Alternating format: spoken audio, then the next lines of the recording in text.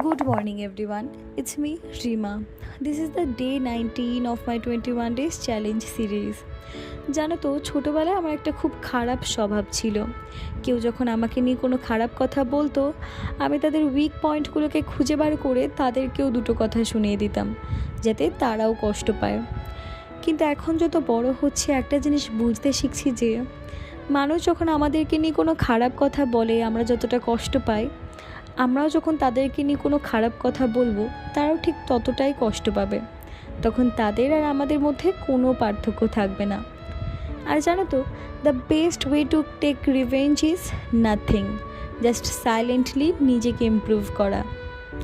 আর আমি একটা কথা খুবই মানি, আর যারা তোমাকে নিয়ে সমালোচনা করছে, খারাপ কথা বলছে, একদিন তারাই তোমার ভালো ব্যবহার, গ্রোথ আর মেন্টালিটি দেখে নিজেরাই রিগ্রেট ফিল করবে।